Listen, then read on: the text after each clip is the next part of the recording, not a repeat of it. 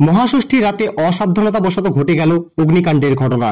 রবিবার রাত 9:30 নাগাদ পারমেখলিগঞ্জ গ্রাম পঞ্চায়েতের অন্তর্গত নগর সাহেবগঞ্জ এলাকায় একটি খড়ের পুঁজিতে আগুন লেগে যায়। আগুন লাগার ঘটনায় এলাকায় তীব্র আতঙ্ক ছড়ায়। স্থানীয় সূত্রে জানা গিয়েছে, ওই এলাকার বাসিন্দা মিঠু হক সরকারের খড়ের পুঁজিতে আচমকাই আগুন লাগে। দ্রুত আগুন ছড়িয়ে পড়তে দেখে স্থানীয় বাসিন্দারা সঙ্গে সঙ্গেই হলদিবাড়ি দমকল বিভাগে খবর দেন।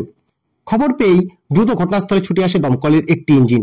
এরপর পরিবারের লোকজন ও স্থানীয়দের সহযোগিতায় দমকল কর্মীরা প্রায় সঙ্গে সঙ্গেই আগুন নিয়ন্ত্রণে আনতে সক্ষম হন।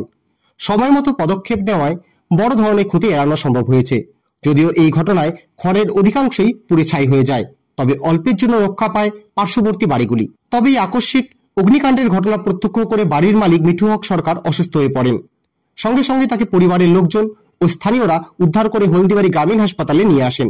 সেখানে প্রাথমিক চিকিৎসার পর তাকে ছেড়ে দেওয়া হয়েছে।